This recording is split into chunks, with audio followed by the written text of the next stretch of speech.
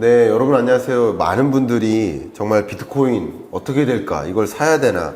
갖고 계신 분들은 언제 팔아야 되나? 뭐 이런 질문들을 정말 많이 주고 계세요. 그래서 역시 오늘 이 디지털 화폐 영역의 전문가 그리고 현업에서 이 투자 관련해서 의견과 방향성을 제시해 주고 계신 대표님을 좀 모셨습니다. 업루트 컴퍼니의 대표님, 이장우 대표님. 인사 한번 부탁드립니다. 네, 안녕하세요. 반갑습니다. 저는 업루트 컴퍼니라고 하는 블록체인 스타트업을 창업해서 또 운영을 하고 있고요. 현재는 또 한양대학교에서 또 블록체인 비즈니스를 또 학생들에게 가르치고도 있습니다. 또 실제로 이제 투자 솔루션을 또 만들어서 제공하고 해외 또 수출하고 그런 또 비즈니스를 하고 있습니다. 아, 좋습니다. 자, 그러면은 단도직입적으로 비트코인 들어가려고 하는데요. 네. 비트코인이 최근 한 1억 원 수준에서 그쵸. 돌파했다가 좀 오르락내리락 하고 있는데 앞으로 시장이 어떻게 전개될 것 같으세요? 지금의 분위기와 앞으로의 시장 분위기 어떻게 생각하십니까?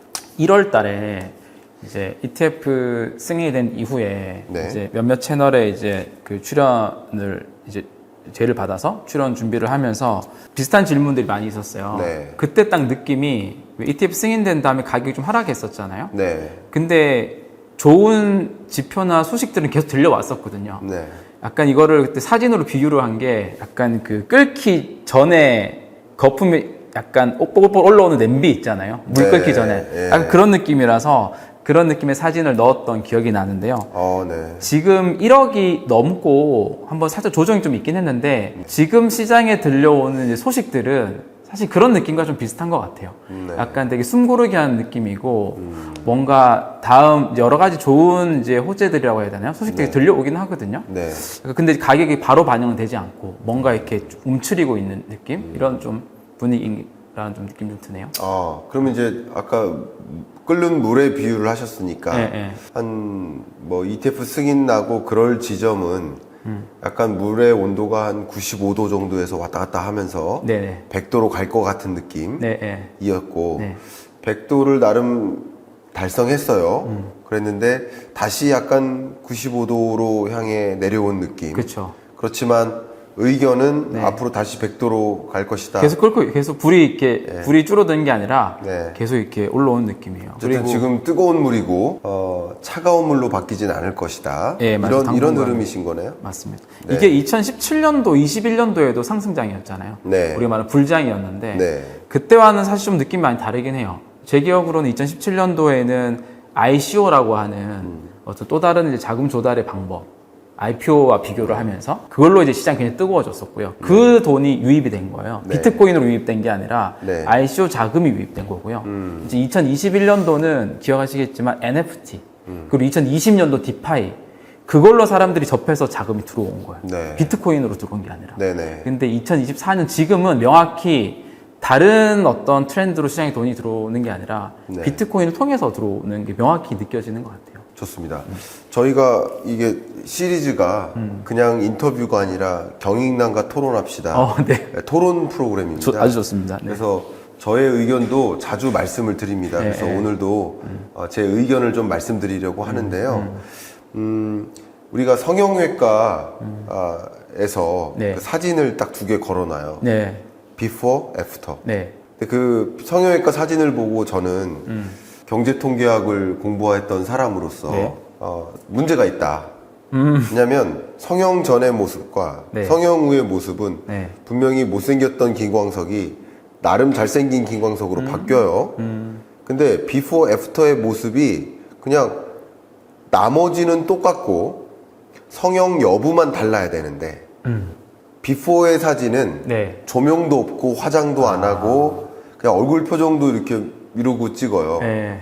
근데 애프터의 사진은 잘 보시면 조명도 화려하고 화장을 그냥 풀 메이크업을 하고 그리고 표정도 이렇게 되게 괜찮은 그 그러네요. 미소진 표정을 져요. 네네. 자, 그러면 이게 비포 애프터의 모습이 성형에 따른 효과일까? 잘생겨진 건 맞아요. 근데 이게 성형에 따른 효과일까? 화장에 따른 효과일까? 조명에 따른 효과일까? 표정에 따른 효과일까? 사실 그게 다 맞물린 결과물이거든요. 그렇죠. 이게 학계에서는 이걸 DID라고 해가지고, 그러니까 통제가 됐느냐 안 됐느냐, DID, Difference in Difference로 분석을 해야 되는데, 네. 결국 이 비트코인 가격이 올라간 결과가 정말 말씀하셨던 20년, 21년에 그런 이슈 때문이었을까? 아니면 그런 이슈도 있었겠지만 다른 요인도 있었을까? 저는 봐야 된다고 생각하거든요. 네네네. 근데 저는 이코노미스트로서 네네. 20년, 21년은 네. 주가도 올랐어요. 집값도 올랐어요. 맞아요. 코인 가격만 오른 게 아닙니다. 그렇죠. 물론 저마다의 이유들이 또 추가적으로 있겠지만 기본적으로 유동성의 힘이다. 그러니까 기본적으로 제로 금리로 향하는 과정에서 금리가 급격히 떨어지는 과정에서 돈이 은행에 맴돌지 않아요. 은행을 떠나는 거예요. 주식으로 부동산 시장으로 역시 코인으로도 떠나는 겁니다. 그렇죠. 떠날 때 그런 호재들이 있기 때문에 더 적극적으로 떠날 수 있었던 거죠. 저는 그렇게 판단을 하고 있는데 20년, 21년을 놓고 봤을 때 네. 그래서 중요한 호재를 말씀 주셨습니다만 네. 그 외에 통화정책 기조의 변화도 왜냐하면 극단적인 완화적 통화정책이었거든요.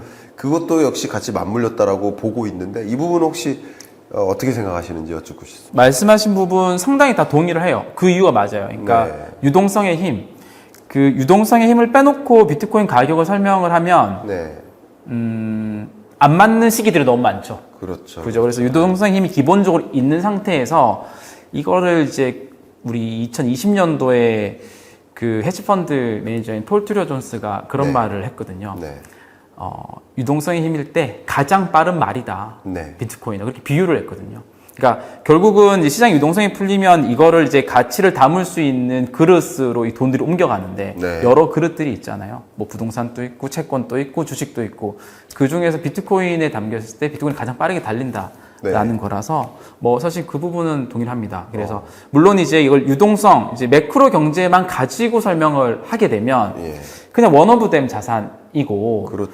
사실 비트코인 자체가 가진 다른 특성들이 있잖아요. 네. 그것들을 잘 못 보기 때문에 그래서 그것도 사실 균형감 있게 봐야 되는 것 같아요. 이쪽만 보면 또 안 되고. 좋은 말씀이십니다. 접근이. 그러니까 제가 아까 이게 제일 좋은 비유인 것 같아요. 성형 전과 성형 후의 사진인데 네. 그 성형 효과도 분명히 있지만 있어요. 네. 조명 효과, 화장 효과, 얼굴 표정 효과도 분명히 있었다.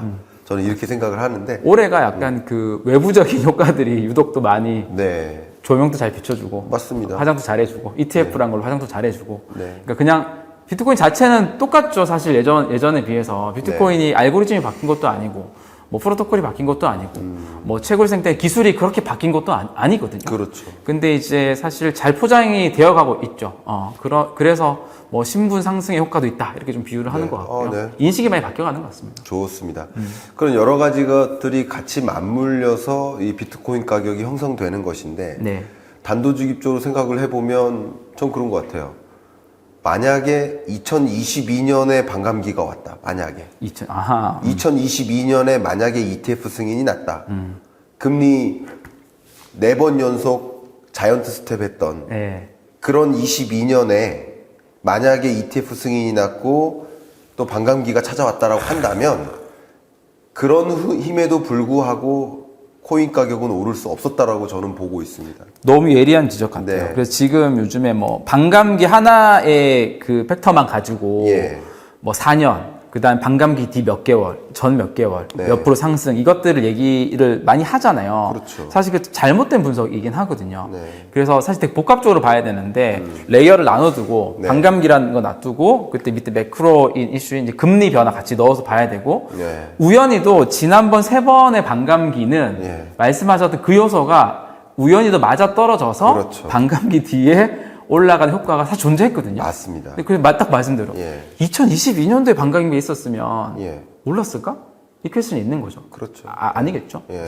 그러니까 이런 것들을 고루 들여다볼 수 있었으면 좋겠고, 그래서 이 토론이 있는 겁니다. 맞습니다. 제 채널이 지향하는 게 그래서 토론인 겁니다. 네, 그래서 좋을 여러 것 같아요. 전문가분들과 이야기 나누고 다각도로 한번 들여다보자. 오늘 한번 다각도로 들여다보도록 하겠습니다. 네, 좋습니다. 자, 그러면은 금리 얘기를 했으니까 올해 미국의 기준금리 인하는 몇 번 정도일 거라고 생각하시고 그럼에 따라서 비트코인에는 또 어떤 영향이 있을 것인지 어떤 시나리오를 갖고 계십니까? 올해 횟수 사실 제가 매크로 전문가는 아니라서 정확히 전망을 못 하겠습니다만 그냥 시장에서 나오는 전문가들 얘기는 한 2번, 3번 정도 네. 인하될 가능성이 높다. 뭐 네. 최근까지만 하더라도 네. 바이든 대통령이 엊그제 또 얘기를 했고요. 인하될 가능성이 높다. 그걸 전제로 보면 인하가 된다고 했을 때 이게 비트코인 가격에 엄청 상승으로 이어질 거냐 그 부분을 좀 들여다보면 네. 가장 최근에 비교해 볼 수 있는 금리와 비트코인 가격은 2019년도 같아요. 네. 그래서 뭐냐면 2019년도에 금리를 인하를 하기 시작을 했던 걸로 기억해요. 맞아요. 맞죠? 했었습니다. 2019년도 6월 달 2.5%였고 두 차례 인하했습니다. 2019년에. 네. 그쵸. 그래서 미국 기준으로. 미국 기준으로 예. 1.75%까지. 네. 그때 비트코인 가격이 어땠을까요? 기억하세요? 2019년 기억은 2.5%에서 1.75%까지 금리 인하를 네. 했을 때. 물론 이제 코로나 때까지 보기에는 네. 코로나는 가격에 다른 요소들이 많이 끼쳤기 아니, 때문에 그럼요. 좀 섞인 거고요. 예. 순수히 이제 뭐 경기가 좀 회복이 됨에 따라서 금리를 인하한 그 포인트만 보면 30% 빠졌거든요. 금리를 내리기 시작한 뒤부터 네. 그 1.75%까지 갈 때 비트코인 30% 빠졌고요. 네. 비트코인 가격이 언제 올랐냐면 네. 그 2.5%로 이게 더 이상 오르지 않고 예. 2018년도 한 해 내내 올랐다가 더 이상 오르지 않고 예. 2.5% 유지하던 그 기간. 예.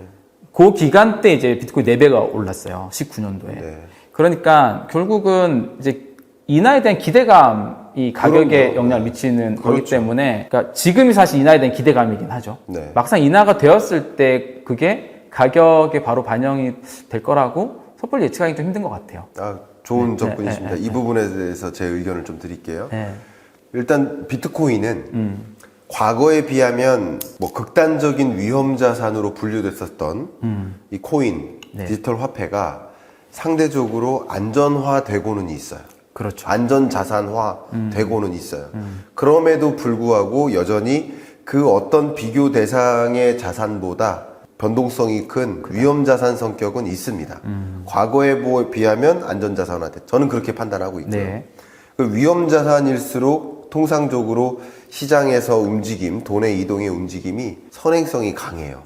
네. 주식 시장도 선행성이 강하고 네. 외환 시장도 선행성이 강한데 근데 코인 시장은 선행성이 더 강하다고 생각합니다. 맞아요. 그러니까 네. 2019년에 중반부터 금리 2번 인하하겠다라는 금리 인상 끝났다. 그리고 곧 금리 인하하겠다라는 네. 2019년 초반에 혹은 2018년 말에 네. 형성됐던 금리 인하 기대감 그렇죠. 그리고 금리 추가 인상이 없다라는 기대감 그렇죠. 그런 기대감이 먼저 작용하는 거죠. 그리고 실제 금리를 인하한 이후에는 그 작용이 의미가 없는 거예요. 맞아요. 예, 왜냐하면 더 이상 추가적인 금리 인하가 없다라고 생각하니까 그렇게 저는 판단하고 있고요. 예, 맞습니다. 정확하신 것 같아요. 네. 위험 자산이라는 다른 형성이 요소 좀 말고 빠르고, 네. 그냥 금리만 가지고 먼저 보겠다는 거예요. 네. 다른 요소를 통제하고 그런 측면에서 2024년에 금리 인하가 있을 거라고 해보겠습니다. 그러니까 있다는 얘기도 있고 조금 불안하게 생각하시는 분들이 또 계십니다. 지금 네네. 저는 현재는 7월 혹은 9월이라고 생각하는데 종전까지만 해도 7월에 무게를 뒀다가 네. 여러 변수들이 등장해서 중동 불안이라든가 네. 또 국제 유가 상승 그리고 볼티모어 항구 네. 뭐 이런 여러 가지 통제할 수 없는 변수들이 등장해서 다시 물가가 올라가요. 최근에 2차 인플레에 대한 우려감이 커져요. 그러니까 금리 인하에 대한 기대감이 빠져요. 네. 그래서 지금은 9월에 조금 더 가능성이 좀 집중되고 있는 모습이에요. 이게 또 비트코인 가격의 하락을 또 가져옵니다. 기대감이 빠지면서. 빠지니까. 근데 만약에 9월에 인하한다라고 가정해 볼게요. 네네. 하지 않을 수도 있지만 9월에 인하를 합니다. 네. 그럼 거기서 끝이 아니라 추가적인 금리 인하가 또 한 번 있겠죠. 그렇죠. 그리고 이게 5.5에서 3.5%를 향해 갈 거라고 보고 있습니다. 그러면 지금 비트코인 시장이 움직이는 것은 다른 요인 말고 반감기나 ETF 승인이나 말고. 이따가 말씀 나누겠지만 금리에 따른 영향은 미리 작용되고 이게 금리 인하가 거기서 끝이 아니라 또 추가적인 금리 인하들이 있기 때문에 네. 이 금리 인하 스탠스가 두 번으로 끝나는 2019년의 모습이 아니라 2024년, 25년까지 3.5%를 향해 그게 중립금리라고 본다면 네. 향해 갈 거라고 보고 있기 때문에 네. 기대감은 계속 예를 들어 9월 인하에 대한 기대감 예를 들면 그리고 뭐 연말에 금리 인하에 대한 기대감 25년 상반기 추가 금리 인하에 대한 기대감이 계속 연속적으로 작용할 거라고 판단은 하고 있습니다. 매크로도 전문가시니까 그러면은 사실 지금 단계에서 금리 인상에 대한 이제 전망을 하신 분은 거의 없을 거라고 생각이 드는데요. 인하를 하고 나면 네. 인하를 하고 나서 물가나 여러 가지 이제 팩터들 때문에 네. 다시 금리를 인상을 해야 된다라는 그런 전망들이 나올 가능성은 없을까요? 나올 가능성을 배제할 수는 없습니다. 항상. 왜냐하면 팬데믹을 우리 예상하지 못했어요. 그렇죠. 중동 전쟁이 일어날 거 몰랐어요. 러우 전쟁이 있을 줄이 알았습니까? 볼티모어 교령이 그렇죠. 붕괴될 줄 알았습니까? 이게 다 물가를 자극하는 요소들이거든요. 이런 변수들은 언제든지 있을 수 있기 때문에 없다라고 예단할 수는 없습니다. 그 어떤 순간에도. 그러나 그런 변수가 없다라는 전제하에 먼저 말씀드릴 수밖에 없어요. 그 누구도 예상하지 못하니까. 그렇죠. 그 전제를 깔고 말씀을 드린다면 지금 통화정책 기조의 변화는 뭔가 급해서 금리 인하하는 게 아니에요. 경기 부양을 위해서 2020년 팬데믹 때처럼 2008년 금융위기 때처럼 뭔가 경기를 부양시키기 위해서 대대적으로 금리 인하는 그런 순간의 모습이 아니라 아니죠. 그렇죠. 너무 높은 금리까지 왔으니 물가 잡으려고 이제 적정한 목표 금리까지 정상화 단계로 가자. 정상화의 수순이기 때문에 급할 이유가 없는 겁니다. 금리 인하 시점이. 급할 이유가 없는 것이고 역시 금리 인하를 단행하는 그 최초의 시점도 확실히 물가 잡혔다라는 확신이 있을 때 가능한 거라고 판단합니다. 그래서 다른 변수가 없다면 다시 물가가 반등해서 다시 금리를 인상하는 이런 일은 저는 예견되기 어렵다 이렇게 판단하고 있습니다. 맞습니다. 저도 전 단기적인 전망은 사실은 크게 재주가 없고요. 그래서 이제 좀 적어도 중기 또는 장기 전망을 가지고 비트코인 투자를 많이 하는 편인데, 네. 우리 2018년도에 비트코인이 고점을 1월 달에 찍고 턴을 했잖아요. 네. 그리고 2021년도 하반기에 비트코인이 고점을 찍고 하락기로 70% 하락으로 접어들었잖아요. 네네.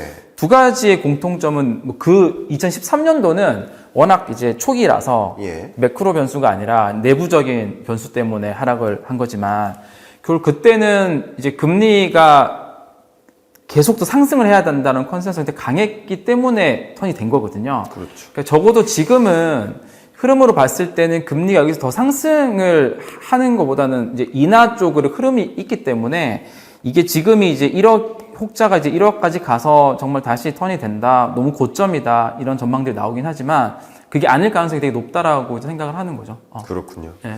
좋습니다. 그 금리가 의견. 오르는 상황에서는 어쨌든 간에 계속 가긴 힘드니까. 그렇죠. 아, 예. 또 뭐 가격이 또 너무 높게 형성된다라고 한다면 또 수익 실현으로 나설 수도 있고 가격이 또 극단적으로 좀 상대적으로 낮다라고 생각하면 또 매수의 기회로 또 많은 매수세가 들어올 수도 있기 때문에 네네. 여러 가지 요인들을 고루 관찰하시면서 여러분 의사결정을 내리시는 게 맞겠다 이렇게 표현해 보고요. 그죠. 네. 많은 분들의 질문 중에 하나가 24년에 금 가격하고 이 디지털 골드라고 불리는 비트코인 가격하고 네. 같이 올라갔단 말이에요. 네. 저는 이 부분에 대해서 굉장히 재밌게 생각하는데 네. 어떤 의견이십니까? 금과 비트코인 가격이 같이 올라갔다. 네. 관계가 있다고 생각하십니까? 금과 비트코인 가격이 같이 올라가는 거를 사람들은 가장 그냥 많이 억셉을 할 것 같은데요. 왜냐하면 비트코인을 설명할 때 가장 이해하기 쉬운 설명이 디지털 금이었으니까. 근데 오히려 금과 같이 안 갈 때 예. 봐라 디지털 금이 아니지 않냐. 네. 금과 같이 안 가고 그냥 주식이랑 같이 가지 않냐. 네. 이런 오히려 의문들이 많이 나와서 네. 저는 금이랑 그러니까 비트코인이 근데 카멜레온 같은 성격의 자산이라서 저는 그렇다고 생각합니다. 그렇죠. 새롭게 나온 자산이기도 하고 이제 10수년밖에 안 된 완전 카멜레온 같아서 어떨 때는 뭐 글로벌 정치나 지정학적 이슈 우리가 말하는 뭐 정치 경제 전쟁이나 이런 이슈 때문에 금과 같이 가기도 하고 네. 때로는 아까 말했던 유동성의 힘을 가지고 주식과 같이 가지기도 하고 때로는 두 개 자산과 전혀 상관없이 가다가 오히려 반감기라는 것과 너무 잘 맞기도 하고 네. 그래서 특별한 자산과 상관관계가 특별히 없어서 그 뭐 금과 같이 간 거에 대해서 크게 의미를 부여하거나 생각을 안 해본 것 같긴 해요. 아, 그렇습니다. 네. 그러면 제가 잘못 이해했는지 모르겠지만 네. 이 질문에 대한 답변 주실 때 앞부분에서는 디지털 골드니까 같이 가는 거다라는 식으로 말씀 주셨던 걸로 생각이 됐는데 사람들이 그게 가장 이해하기 쉬운 사람들의 이해인 거고 네. 대표님은 그 속성도 있다. 속성도 있다고 그 속성도 있다. 카멜레온 같은 자산이라서 그 속성도 존재하지만 그 속성이 다가 아니기 때문에 네. 그렇게 생각하는데 혹시 뭐 좀 어떤 의견이 있으신지 좀 들어보면 저도 부연해서 좀 그러실까요? 의견을 드릴 수 저도 있을 것 같은데요. 의견을 좀 드려볼까요? 네. 저는요 네. 되게 재밌는 현상이라고 생각합니다. 무슨 말이냐? 최근에 사과 가격이 굉장히 많이 올랐습니다. 네. 그럼 사과 가격과 비트코인 가격이 연동되어 있다라고 얘기하는 것과 크게 다르지 않다. 아. 그 정도로 저는 생각을 합니다. 그러니까 우연의 일치다. 비트코인 가격이 상승하게 된 배경이 한 4가지로 요약이 될 것 같아요. 네. 그리고 금 가격이 상승한 배경이 또 한 4가지, 10가지 이유가 있겠죠. 네. 근데 그 배경을 나열해 보면 우연의 일치로 맞아떨어진 것이 있는 것이지 이게 금 가격이 치솟으면 비트코인 가격도 같이 치솟는다. 저는 그렇게 생각은 하지 않습니다. 우연의 일치로 같이 올라간 것이다 라고 보고 있습니다. 그래서 이게 굉장히 재밌는데 저도 이제 그 유학을 경제통계학으로 갔었는데 어떤 통계값이 같이 오르는 것을 꼽아보면 아마 수만 가지가 될 거예요.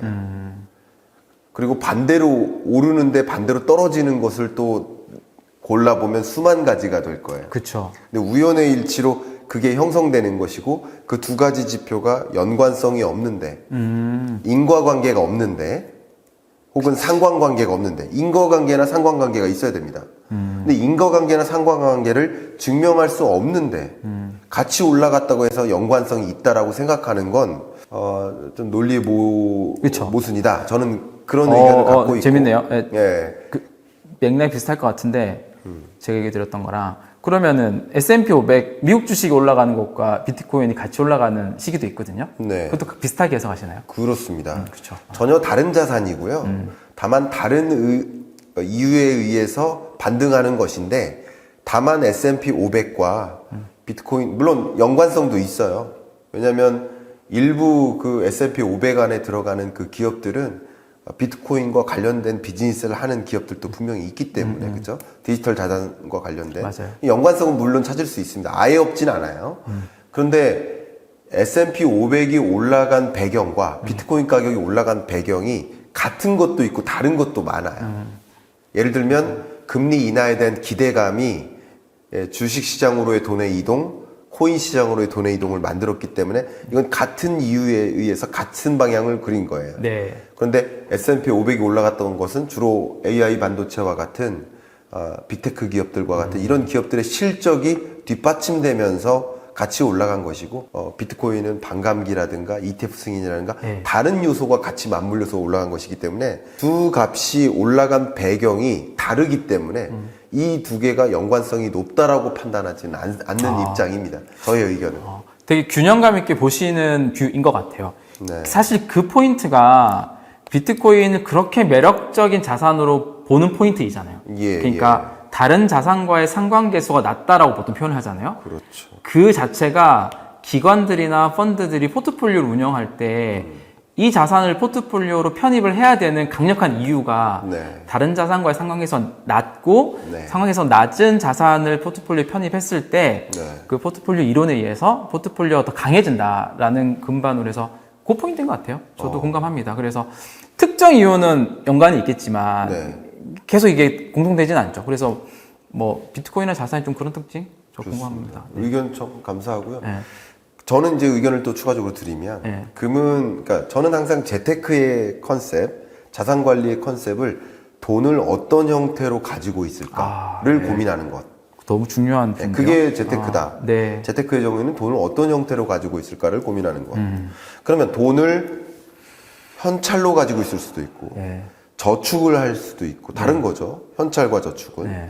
그리고 주식, 부동산, 코인, 금 등등등으로 가지고 있을 수 있는 거예요. 그렇죠. 근데 그 어떤 형태로 가지고 있느냐에 따라서 사활이 갈리는 거죠. 네. 부가 달라지는 거예요. 그런데 금 가격이 치솟은 배경은 지정학적 리스크가 커짐에 따라서 안전자산을 보유하자라는 움직임이 확대된 겁니다. 네. 이게 거의 국방 예산을 끌어올리는 과정이거든요. 세계 각국이 네. 지정학적 리스크가 고조되니까 그렇죠. 그런 국방 예산 증액 속도랑 비슷합니다. 비교를 한다면. 비교를 하면. 그러면 국방 예산, 세계 국방 예산 총액이 있죠. 네. 이것의 증감률과 금 가격의 추이는 상관관계가 있다고 생각해요. 상당 부분. 그만큼 지정학적 리스크 때문에 안전자산으로 옮겨가는 현상이다. 아. 그리고 또 한 가지는 금리 인하가 예상이 되니까 은행에 저축할 필요는 없겠다. 네. 차라리 안전자산인데 그래도 수익성이 담보될 만한 것을 갖고 있자 하면서 금시장으로 이동이 일어났다고 보고 있고요.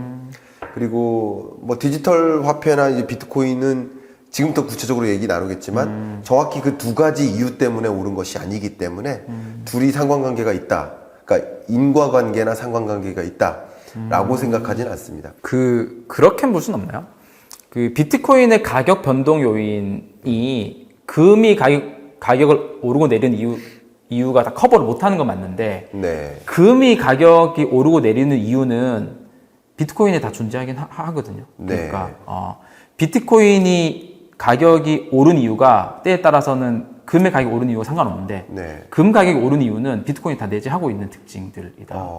그렇게 본 적이 없네요. 저는 계속 들여다보면 예. 금이 가격 오른 이유는 비트코인에 다 영향을 미치는 요인이긴 하거든요. 네. 반대는 아닐 수도 있어요. 반대는. 좋은 접근이신 것 같아요. 네, 제가 범위가 넓어서. 저의 생각이 맞다고 주장하는 것은 아니고 네, 저는 그렇게 보고 있다라고 말씀드리고 뭐 대표님 말씀도 잘 받아들여서 뭐 여러분들도 마찬가지 다차원적으로 좀 비트코인을 들여다보셨으면 좋겠다는 뜻이에요. 예전부터 쭉 봐보면 금이랑 다르게 갈 때가 또 많아서 그래요. 다르게 갈 때는 해석할 게 없거든요.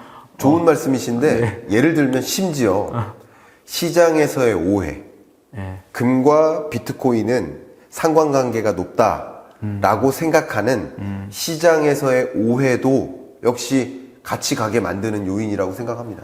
맞아요. 그건 약간 오해일지라도. 맞아요. 비유는 확실히 동일한데 명확한 그 팩트 데이터를 보면 네. 그렇게 높지 않은 것도 막연히 마찬가지예요. 믿는 거죠. 금 가격이 오르네? 비트코인 가격도 오르겠어. 디지털 골드니까. 이렇게 생각하고 사실 그거 아닐지라도 투자자들이 그렇게 믿으면 그 심리에 의해서 그만큼 비트코인으로 더 많은 돈이 몰릴 수밖에 없기 때문에 그런 면에서는 또 상관관계가 없다고 볼 수는 없지 않을까 생각하고 의견을 또 주셨으니까 또 답변을 드린다면 네. 이따가도 말씀 나누겠지만 비트코인이 극단적인 위험 자산 맞아요. 네. 극단적인 위험 자산에서 안전 자산화를 이루었어요. 이것도 같은 요소죠. 맞아요. 안전 자산이기 때문에 금을 보유하는 움직임과 극단적인 안전 자산에서 이제 극단적인 위험 자산에서 덜 위험 자산이야. 라는 안전 자산화되는 경로 그런 구간이었기 때문에 역시 이것도 영향을 미쳤다. 이렇게 판단을 합니다. 맞습니다. 비슷한 요인들이 맞물린 것도 맞아요. 다만 그런 요인들을 각각의 요인들을 보시면서 여러분 너무나 중요한 의사결정이니까 맞아요. 그렇게 좀 이게 판단하시면 만약 비트코인이 세상에 없었다면 2009년도에 안 나왔다면 네. 그 현재 비트코인의 수요의 상당수는 금이 다 커버를 할 수밖에 없는 네. 특징들을 서로가 가지고 있죠. 또 재밌는 게 중국인데 네. 이 비트코인 가격이 뭐 정말 사상 최고가를 이렇게 돌파하고 네. 그렇게 할 때마다 뭐 중국의 경우에는 이 암호화폐 거래 자체가 완전히 불법이잖아요. 맞아요. 네. 그래서 중국 같은 경우는 자체적으로 CBDC도 발행하고 그렇게 해서 중앙은행이 발행하는 디지털 화폐를 좀 유통시키려는 준비와 이행이 지금 이루어지고 있는 거죠. 네, 그렇죠. 그런데 이 중국에서 그런 상황에서 오히려 개인 투자자들이 해외 거래소를 통해서 비트코인을 거래하고 네. 이렇게 나섰습니다. 그죠? 그런 중국의 상황은 어떻게 보세요? 왜냐하면 중국 경제는 안 좋을 거야. 돈을 빼야 돼. 그럼 돈을 어디다 옮겨야 되겠어? 네. 트레이드가 일어나는 거거든요. 그때 기왕이면 비트코인으로 옮겨야겠어 하는 움직임도 돈의 이동을 설명하는 데 있어서 굉장히 중요한 요소라고 생각하는데 어떻게 혹시 견해를 갖고 계십니까? 우선은 중국은 이제 체제의 특성상 그 자본이 어느 정도 통제가 돼야 되는 국가이기 때문에 그게 정치적인 체제에 영향을 미치니까 비트코인이란 특징을 가진 자산 자체를 싫어했죠. 네. 지금도 싫어하고 있고 그래서 비트코인 역사를 쭉 이렇게 거슬러 올라가다 보면 2013년, 14년, 뭐 16년, 17년 비트코인 좀 가격이 좋아질 때마다 중국은 어마어마한 이제 그 제재를 하는 소식들을 내면서 비트코인 가격 다운시켰거든요. 네. 그렇게 해서 중국의 이제 중국 국민들이라고 해야 되나요? 비트코인 보유에 대해서 좀 이제 좀 자제를 시켰던 케이스였는데 그 미국이 비트코인 이렇게 해서 이제 예를 들어서 진짜 힘이 빠져서 세상이 쫙 사라지고 관심을 안 가졌으면 계속 동일한 정책을 폈을 수 있었을 것 같긴 해요. 근데 그 찰나에 이제 미국은 이걸 제도권화된 자산으로 받아들여서 성형수술을 해서 멋있게 이렇게 ETF라는 자산으로 등장을 시켰잖아요. 그쪽으로 자산이 실제로 몰려가고 있잖아요. 이 상태에서는 중국도 계속 같은 전략을 고수할 수는 없다라고 보는 것 같아요. 근데 이거를 이제 그러면은 결국은 비트코인은 미국의 ETF 승인으로 인해서 정말 신뢰받는 자산으로 가고 있기 때문에 그 중국의 국민들 비트코인을 계속 가지고 싶어 하는 그 수요는 계속 올라갈 수밖에 없거든요. 그걸 과거와 같은 방법으로 계속 누를 수는 없으니까 그거에 대한 출구 통로로 사실은 최근에 홍콩에서 비트코인 ETF 승인에 대한 얘기가 나오는 게 결국 본토에서 하기 힘드니 본토에서 하면 너무 큰 영향이 있으니 홍콩이라는 출구를 만들어서 홍콩에서 이제 이 비트코인 ETF를 함으로써 그 수요를 어느 정도 이제 커버를 해주고 그리고 이제 전체적인 뭐 본토에서 영향을 최대한 줄여주는 그 전략을 택할 수밖에 없었지 않나. 계속 이렇게 누를 수는 없어서 그 정도일 것 같아요. 너무 좋은 말씀이십니다. 지금 또 한 가지 궁금한 게 이제 4월은 뭐 총선의 달이었었고 우리나라 총선이 막 끝났습니다. 그죠? 엊그저께 총선 끝났는데 그 총선 결과는 어쨌든 그 진보 민주당과 뭐 조국혁신당과 진보 정당이 뭐 상당히 뭐 압승이다라는 표현을 쓸 만한 그런 결과가 나왔어요. 뭐 제가 압승이라고 표현하는 게 아니라 방송국에서 압승이라고 표현하니까 압승이라고 꼭 표현하고 싶지는 않습니다. 왜냐하면 제가 정치적으로 말씀드리는 게 아니거든요. 근데 제가 지금 드리려는 이야기는 그러면 예를 들어서 현 정부가 추진하는 몇 가지 정책들은 법 개정을 통해서만 가능한 것들 그런 것들 좀 어려울 수 있습니다. 제가 보기에.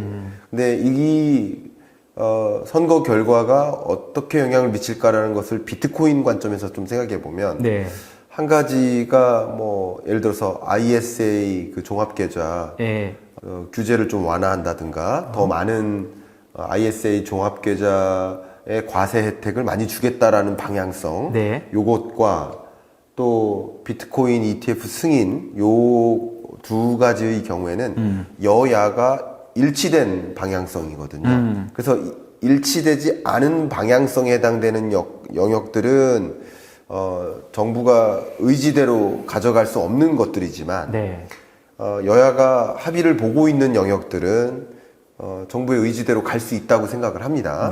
그래서 여쭤보는 거예요. 미국 ETF 승인됐고 또 홍콩이나 유럽이나 미국 ETF 승인을 준비하고 있고 우리나라도 그게 정치권에서 얘기가 나왔으니 이게 승인될 것인가 안 될 것인가를 여쭙는 건 의미가 없을 것 같고 승인된다 만약에 그러니까 미국 이외의 다른 나라들이 우리나라를 포함해서 승인된다 라고 생각하시면 그건 또 어떤 영향을 미칠 거라고 혹시 보시는지 어디예요? 여쭙습니다. 비트코인의 가격이에요. 비트코인 가격에 그렇죠. 결론 당연히 엄청 좋은 영향이죠. 그렇죠. 가격에 왜냐면 수요가 늘어나는 거니까. 그렇죠.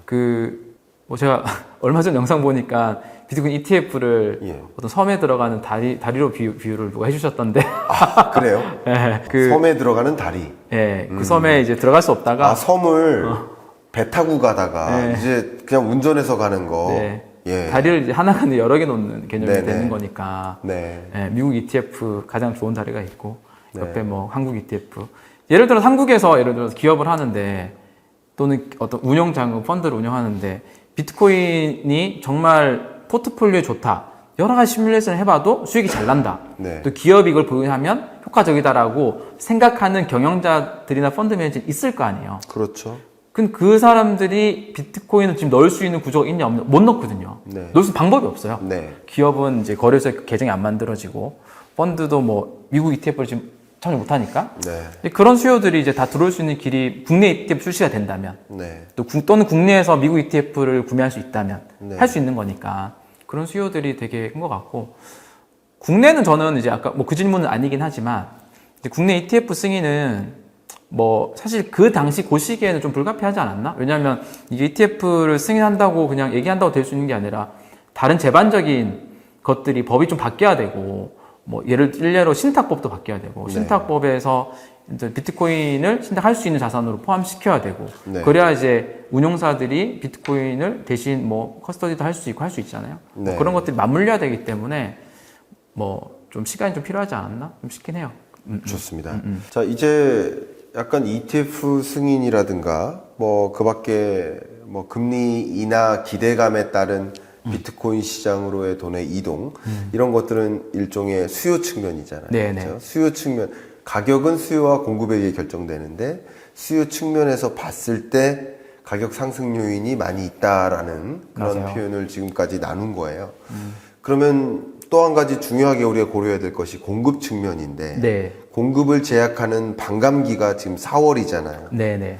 자, 드디어 4월입니다. 비트코인 이 코이너들 입장에서는 이 4월 반감기 이후에 폭락하는 거 아닌가 하는 생각들을 하시는 분들이 계세요. 마침 JP 모건 같은 경우도 비트코인 가격이 33% 급락할 수 있다. 라는 그런 전망을 내놓았거든요. 이 부분에 대해서 혹시 어떤 의견을 갖고 계신지 네. 여쭙도록 하겠습니다. 저는 이제 반감기 이후에 비트코인 가격이 오른다 떨어진다라고 이제 전망하는 것. 네. 보통 반감기 이후니까 보통 반감기 수개월 내를 보통 얘기를 하겠죠. 네. 이거는 정말 동전 던져서 앞면 뒷면 맞추기 그 전망 아닐까라고 생각을 하고 예. JP 모건이 내놓은 전망도 이제 이유를 들여다보면 네. 그렇게 개연성이 없어요. 아. 네, 그리고 과거에 비트코인이 반감기 이후에 10% 정도 떨어진 게 가장 많이 떨어진 거긴 하거든요. 네. 지면 떨어지는 이유를 얼마든지 갖다 붙일 수 있고, 오르면 오르는 당연히 갖다 붙일 수 있는데, 그렇죠. 그게 반감기 바로 직후의 가격 변화가 사실 그렇게 어떤 것에 큰 연관성이 있지는 않는 것 같아요. 네. 그래서 어떤 근거를 해서 간다 이렇게 전망하는 것도 되게 섣부른 거고요. 네. 오히려 이 반감기 이후에 이게 하락장으로 전환이냐 예를 들어서 네. 상승장 안에 있냐, 예. 뭐 내년까지 이어지는 상승장이니 그런 것들을 좀 더 장기적인 관점에서 보는 게 좀 더 유의미한 것 같고요. 네. 예, 좀 그렇게 좀 보고 있어요. 그리고 뭐 30% 급락이지만 30% 급락은 2017년도에 비트코인 가격이 1월부터 12월까지 20배가 오를 동안 또 30% 이상 단기적인 급락이 5번 이상은 있었고, 네. 2021년도에 비트코인 가격이 4배, 5배 오를 동안 또 40% 정도 단기 하락이 네. 4-5번 있었거든요. 네. 그 정도로 비트코인에 있어서 30-40% 급락은 그렇게 뭐 드문 현상은 또 아니라서 네. 그냥 만약 투자 관점에서 접근하신다면 예. 그 정도는 내일이라도 일어날 수 있다 생각을 하고 이 투자에 접근하는 방법이 가장 좋다. 너무 잘 맞춰지지도 않고 이건 사실. 그렇죠. 네. 그러면 그렇게 좀 생각을 해요. 다시 질문 드린다면 33% JP 모건의 주장 하락할 수 있다라는 것에 동의한다는 것인가요?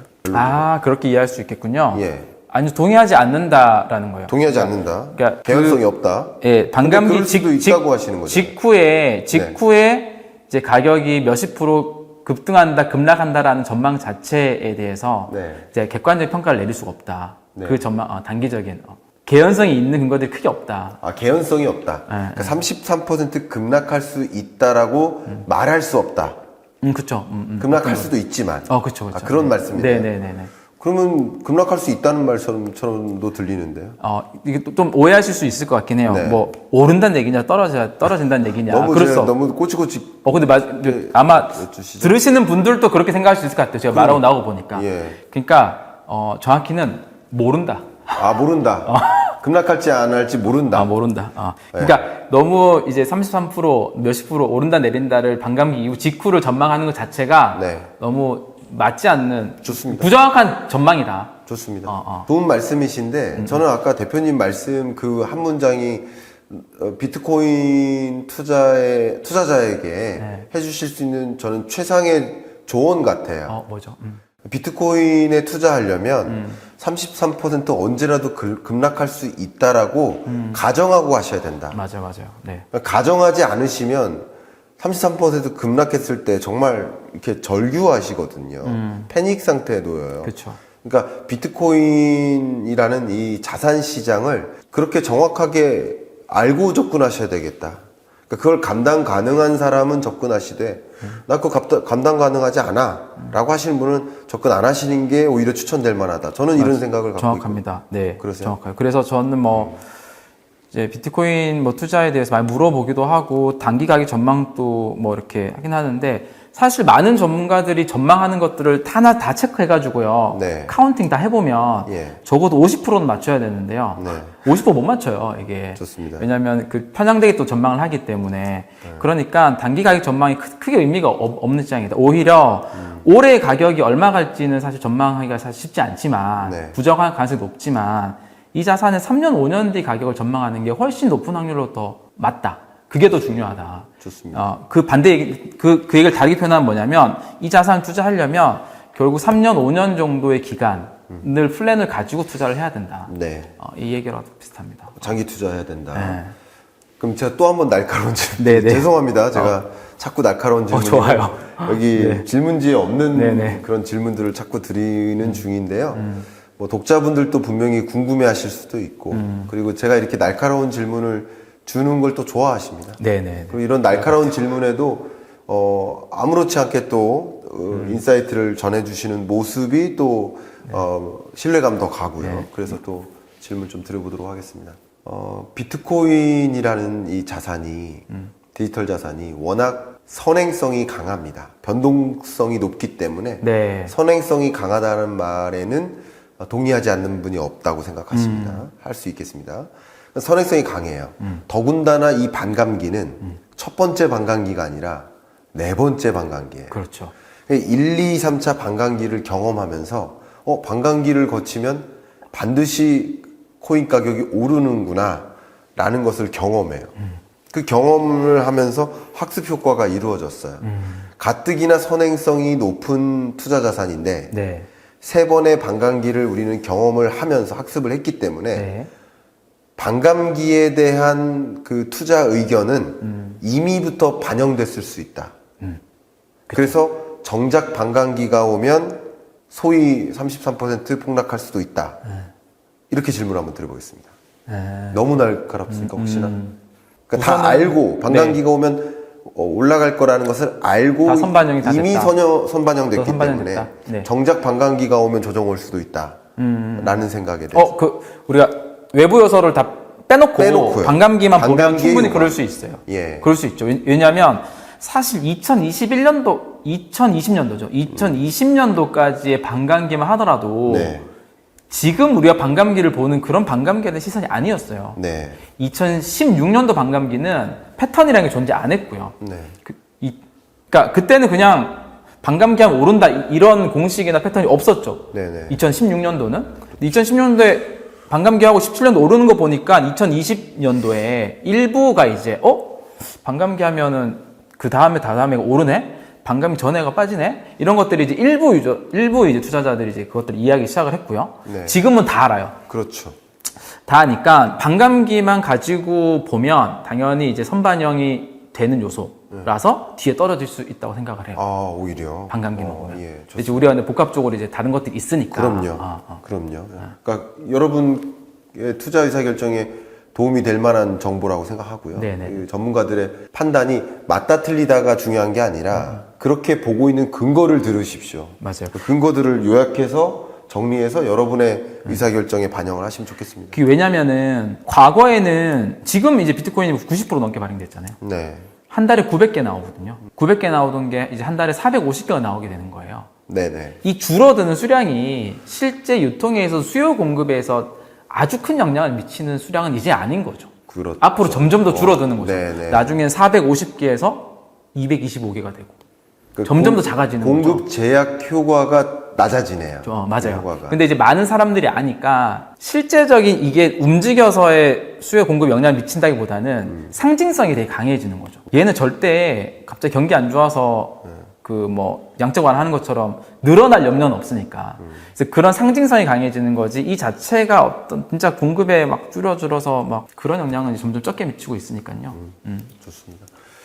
그리고 제가 또 계속 이렇게 여쭙는 이유 중에 하나가, 물론 대표님은 장기 투자라는 관점에서 네. 봤을 땐 유망한 투자 자산이다라고 보시니까 언제 투자해도 상관없는 거예요. 사실은. 지금 이 순간에라도 투자해도 되는 거예요. 네네. 그러나 실제 우리 투자자들 입장에서는 1억은 너무 비싸다. 쉽지 않죠.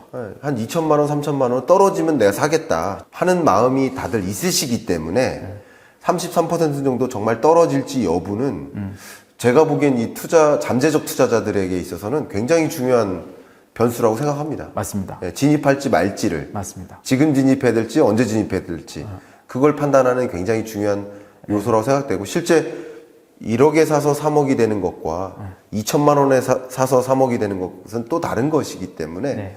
투자자들 입장에서는 당연히 중요한 요소가 아닌가 해서. 너무 중요한 요소인데요. 예. 이게 제가 너무 돌아가는 것일 수도 있는데 네. 저는 비트코인이라는 자산이 약간 단순한 투자 자산 이상의 가치를 가진다고 생각을 하기 때문에 많은 사람들이 이 자산을 보유를 해야 된다고 생각을 해요. 이게 보험의 영향일 수도 있고 보험적인 성격일 수도 있고 내 자산을 지키는 수단일 수도 있고 비트코인을 좀 더 들어가 보면 그런 성격들이 있거든요. 네. 그래서 근데 그거를 이제 기본적으로 그 생각 아래서 기왕이면 수익을 내는 투자를 해야 되는데 네. 이게 한 30% 정도 될 수도 있고 안 될 수도 있는 상황에서 지금 1억에서 이걸 한번 살까 말까 이 고민이 되게 많이 되잖아요. 그렇죠. 근데 이거는 정답이 사실 없어요. 정답이 없는데 저는 거기에서 그냥 경험으로 찾아낸 솔루션이 그냥 적립식 투자라는 방법이에요. 그러니까 적립식 투자라는 방법은 너무 잘 아시죠? 정액 분할 투자. 그렇죠. 일정 금액, 일정 기간 동안 분할해서 투자를 하는 거잖아요. 네. 그러니까 이 자산을 가져야 되겠다라고 생각하는 순간, 호기심이 생기는 순간, 네. 공부 다 하고 확신 생길 들어오는 게 아니라 그 순간에 그냥 분할 투자를 스타트 하라는 거죠. 네. 그리고 30% 당연히 떨어진다고 생각하고 투자하라는 거죠. 왜냐하면 전문가도 다 포함되는 건데요. 투자를 결정하는 순간 그냥 높은 확률로 다 하락이 되긴 해요. 많은 사람 투자 들어가면. 네. 저희는 또 뭐 적립투자 서비스를 하다 보니까 예. 많은 사람들이 적립식 투자를 스타트하는 순간들이 있어요. 네. 뭐 저금통이 많이 만들거나 그 뒤에 항상 단기적으로 20, 30% 빠져요. 그러니까 본인은 거기에서 예외일 거다라고 너무 이제 연구해서 찾는 게 아니라 그냥 이 자산이 중요하고 미래에도 가져야 될 자산을 판단되면 적립투자로 들어가는 거고요. 그 다음에 이제 이거를 언제 팔아야 될지, 어느 정도 보유를 해야 될지, 네. 뭐 그런 것들의, 그러니까 한쪽, 매도에 대해서만 고민을 하는 게 훨씬 더 좋은 방법이다. 일반 투자는 매수, 매도를 다 맞춰야 되거든요. 낮게 사서 높게 팔아야 되는데, 네. 두 개 맞추고 싶지 않거든요. 어쨌든 그 의사결정을 내리기는 굉장히 힘들기 때문에. 맞아요. 그렇기 때문에 언제든 사서 매도에 대한 의사결정만 고민하는 게 맞겠다. 맞아요. 뭐 그것도 뭐 추천될 만한. 이게 그리고 상승장에서 네. 이제 1억 비싸 보이잖아요. 네. 사실 뭐 저도 그냥 가격만 보면 비싸 보이긴 해요. 예. 이게 비싸 보여서 조정을 기다리는 사람 많이 있어요. 예. 30% 빠지면. 근데 사실 그건 1억일 때가 아니라 1,000만 원일 때도 마찬가지였고 5천만 원일 때도 마찬가지는 했거든요. 근데 상승장에서 조정 기다리다가 아예 놓치는 경우 되게 많아요. 만약 여기서 이제 조정 기다리다가 1억 3천이 되잖아요. 네. 그럼 절대 다시 진입을 못하는 게 있죠. 네. 그래서 그렇게 이 중요한 자산을 놓치는 경우가 존재하기 때문에 네. 아까와 같은 전략. 그렇다고 이걸 이제 한 번에 만약에 일시구매로 다 들어가게 되면 실제 30% 조정이 오면 이거를 보유 자체를 하기가 너무 힘든 상황에 처하는 거예요. 네. 스트레스 받고 돈이 필요할 수도 있고. 그래서 장기 보유가 안 되거든요. 그래서 그런 의미에서 이제 좀 그런 방법론들을 활용하는 게 되게 좋다. 좋습니다. 지금 말씀 주셨으니까 좀 추가적으로 여쭤보면, 네네. 저희 뭐 이렇게 홍보하시려고 나오신 건 아니지만 네. 저는 그냥 홍보해드릴 게 있다면 적극적으로 해드리고 싶은 마음이 있거든요, 항상.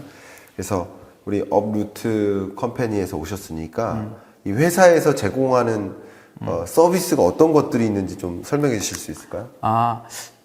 그 블록체인 관련된, 또 크립토 관련된, 웹3 관련된 엄청나게 많은 프로덕트들이 있잖아요. 그렇죠. 어떤 곳은 토큰 발행하는 것들도 있고. 근데 제가 뭐 자신하건데 저희 서비스 가장 쉬운 서비스다.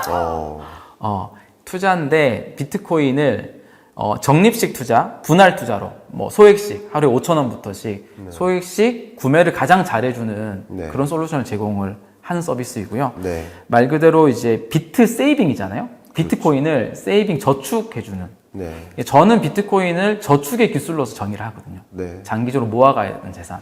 접근하고 이걸 나오게 된 이유는 저는 디지털 자산의 미래에 대해서 확신하고 믿는 사람이에요. 비트코인뿐만이 아니라 다른 이 씬에 대해서.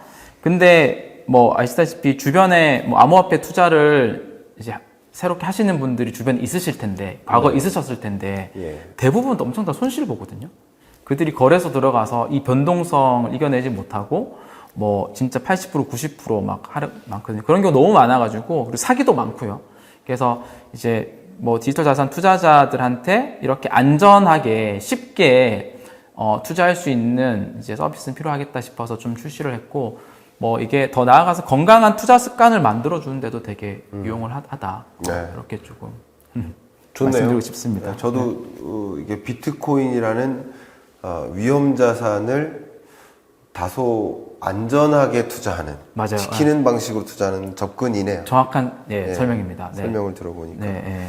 좋습니다. 자, 이제 어느덧 시간이 다 돼서 네. 2개 질문만 더 드리도록 하겠습니다. 네. 언제 매도해야 됩니까? 매도 타이밍. 그러니까 언제 사야 될지에 대한 고민 있으신 분들도 계시지만 지금 비트코인을 갖고 계신 분들이 언제 매도해야 되는지를 또 걱정해 하시는 고민하시는 분들이 계실 것 같은데 네네. 그 부분에 대해서 의견을 한번 부탁드립니다. 현실적인 조언과 이상적인 조언이 있을 수 있는데, 네. 이상적인 조언부터 먼저 네. 드리면, 비트코인은 기본적으로 계속 보유하는 게 가장 좋다. 네. 오랫동안. 근데 너무 뻔한 조언일 수도 있으니까. 네. 그런 그럴 수 있어요. 그래, 보유할 건데, 그 중에서 일부는 적정한 시기에 팔아야 되지 않냐. 네. 그럼 그 일부를 적정한 시기에 팔 때 어느 시기가 좋냐. 그거를 이제 조언을 드려보면, 보조지표를 좀 활용해야 된다고 생각해요. 네. 보조지표. 그러니까 지금 우리가 비트코인이 1억이 됐는데 1억이 비싼 것 같기도 하고 안 비싼 것 같기도 하잖아요. 네. 과거에 2천만 원일 때 비트코인이 있었잖아요. 네. 2017년도 뭐 12월. 지금 생각하면 너무 싼 가격인데 그때 너무 비싼 가격이었잖아요. 네. 그래서 가격만 보고 판단하기 쉽지 않다.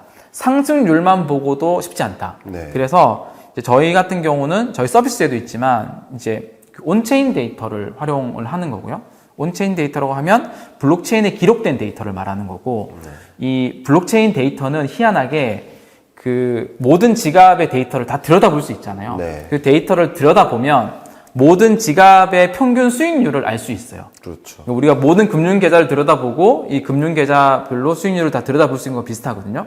그러면 이제 그 데이터를 보면 과열 지표들을 뽑아낼 수 있는데, 그 중에 이제 뭐 MVRV라고 하는 아주 대표적인 지표가 있고요. 네. 그 MVRV가 1이라고 하는 거는 전 세계 모든 비트코인 지갑 주소가 다 본전이라는 얘기고요. 네. MVRV가 0.5라고 하는 거는 다 마이너스 50% 손해보고 있다는 겁니다. 그 MVRV 지표가 보통 3을 넘어가게 되면 과거에 거의 고점의 근처에 온 과열 구간이긴 합니다. 그 얘기는 모든 비트코인 지갑을 분석해 봤더니 다 3배의 수익을 내고 있는 거예요. 네.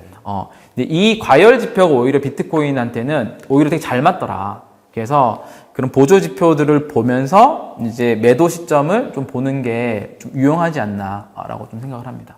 네. 의견 주셔서 감사하고요. 마지막 질문 좀 드리겠습니다. 그러니까 네네. 여러 다른 자산과의 관계성을 좀 규명하는데 오늘 좀 초점을 뒀었는데, 네네. AI 산업이 성장하고 네. 또 AI 혹은 AI 반도체 해당 섹터의 주가가 굉장히 강하게 흐름을 보이는 그런 모습이 있는데, 그 소위 말하는 AI 열풍이죠. 네네. 이 열풍과 비트코인과 어떤 관계가 있다고 혹시 생각하시는지 여쭤보고 싶습니다. 그 부분은 제가 사실 깊게 스터디를 못했고요. 첫 번째. 네. 그래서 비트코인과 AI의 관계가 그렇게 깊은 포인트를 아직 못 찾아냈고요. 네. 오히려 AI는 이제 메타버스 씬과 깊은 연관 관계가 인해서 메타버스 씬을 되게 성장시킬 것 같아요. 그렇죠. 근데 메타버스가 결국 디지털 공간이잖아요. 네. 근데 메타버스 씬이 성장하게 되면 딸려오는 게 웹3 시장이거든요.